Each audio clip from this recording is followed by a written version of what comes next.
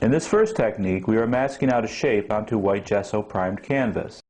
After the desired shape is created, we carefully burnish the inside edges with a finger to achieve good tape to canvas contact. This canvas has been stretched over a panel, and that makes it much easier to do hard edge painting and also reduces canvas sag from all of this pressing. Next, we paint a layer of the same gesso inside the taped area. It's better to have the base color seep under the tape now rather than the intended paint color later on. Brushing towards the tape edges helps work paint into any voids that would create ragged edges. While the layer of gesso dries, we mix up 2 parts fluid acrylic paint to 1 part GAC 200.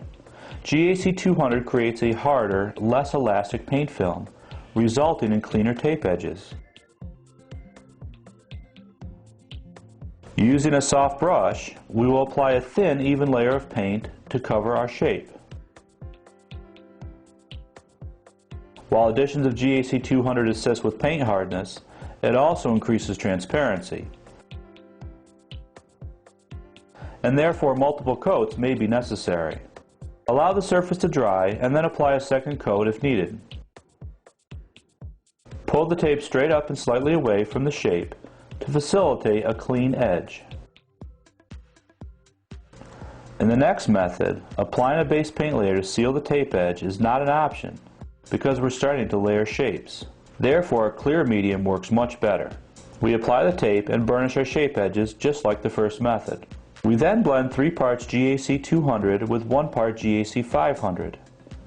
This medium mixture balances the hard binder with a more flexible one to reduce film cracking during drying.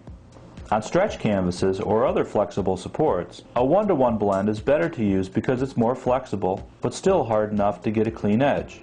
We use a GAC mixture to coat the inside edge of the taped area. Pay special attention to any areas where there might be gaps in the tape because of the underlying texture. Allow this layer to dry and repeat the process until you are sure the entire tape edge is properly sealed. In hard edge painting, it's always much easier to apply an extra sealing coat than to have to clean up a ragged edge later.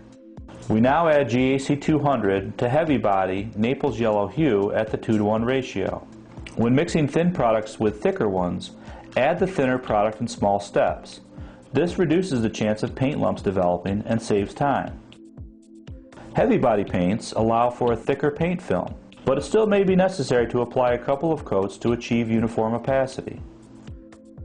We apply a layer of paint and then speed the curing process along with our hairdryer. After it is allowed to cure to room temperature, we apply a second coat and give it plenty of time to completely dry. As we pull the tape up and away, you can see how crisp the edge is even in this rather thick paint film. Our final technique is best suited for thick textural layers of product. We start out just like the other methods by burnishing the tape edge of our intended shape. To make heavy-bodied bismuth vanadate yellow even thicker, we blend it with some high solid gel gloss. But of course, any thick gel or paste is acceptable to create whatever degree of texture and translucency you could want. Mix slowly and carefully to minimize the incorporation of foam.